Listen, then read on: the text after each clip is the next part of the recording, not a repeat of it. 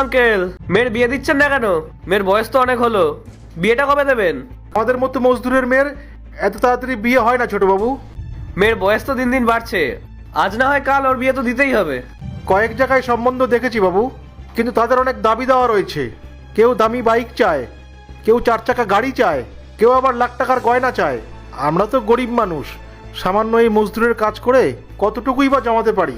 বাবা, তাহলে কি আমার কোনোদিন বিয়ে হবে না? তুমি জানো আমার সব বান্ধবীর বিয়ে হয়ে গেছে।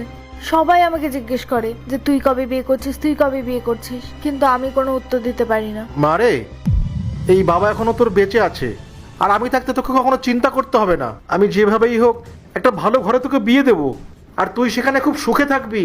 কিন্তু তুমি যে বললে ছেলে পক্ষ থেকে যৌতুক চাইছে, সেগুলো দিতে গেলে তো অনেক টাকার প্রয়োজন। এত টাকা তুমি কোথায় পাবে? তার মানে সত্যিই হয়তো আমার কখনো বিয়ে হবে না। তুই চিন্তা করিস না মা, ওপরে ভগবান আছে, তিনি কোনো না কোনোভাবে আমাদের সাহায্য করবেন। কি আঙ্কেল, মেয়ের কেমন জামাই পছন্দ সেই নিয়ে আলোচনা হচ্ছে নাকি?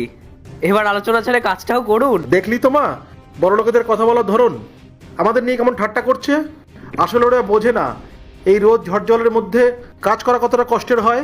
ওরা বুঝবে আমাদের অভাবে সংসার কতটা কষ্টদায়ক হয়। আঙ্কেল, আপনার মেয়ের কিন্তু সত্যি অনেক বয়স হয়ে গেছে, এবার তো ওর বিয়েটা দিন। অন্য কারোর বিয়ে হবে কি হবে না জানি না, কিন্তু সামনের মাসে আমার বিয়ে, আর আপনি আমাদের অনেক পুরনো কর্মচারী, তাই আমি আপনাদের জন্য বিয়ের কার্ড আর মিষ্টির প্যাকেট নিয়ে এসেছি। এই নিন, আপনারা কিন্তু আমার বিয়েতে অবশ্যই আসবেন। হ্যাঁ ছোটবাবু, আপনি যখন আমাদের নিজে এসে নিমন্ত্রণ জানিয়েছেন, আমরা অবশ্যই যাব। যখন আপনারা আমার বিয়েতে আসবেন তখন ভালো জামা কাপড় পরে আসবেন, যাতে আপনাদের দেখে বোঝা না যায় যে আপনারা দিনমজুর। ছোটবাবু, আপনি আমাদের বিয়ের কার্ড দিতে এসেছেন, নাকি আমাদের অসহায়তা নিয়ে মজা করতে এসেছেন? দেখুন, আপনাদেরকে নিয়ে মজা করে আমার কোনো লাভ নেই। আমি আপনাদেরকে এগুলো এই কারণেই বললাম যাতে আমার রেপুটেশনটা বজায় থাকে। দেখলি মা, আজ আমরা গরিব বলে আমাদের নিয়ে কেমন ঠাট্টা তামাশা করলো। প্রথমে নেমন্তন্ন করলো, তার সাথে সাথে আমাদের অপমানও করে গেল। মিষ্টির প্যাকেটটা খুলি, আমরাও তো দেখি বড় লোকরা কেমন মিষ্টি পছন্দ করে। এতগুলো টাকা? বাবা, এখানে তো অনেকগুলো টাকা রয়েছে। আর দেখো, একটা কার্ড আর চিঠিও আছে। মা, এটা হচ্ছে উনি আমাদের সাহায্য করতে এসেছিল। এনে পড়তো চিঠিটা। আমি জানি আপনার মেয়ের বিয়ে হচ্ছে না, আর আপনাদের আর্থিক অবস্থা ভালো নেই।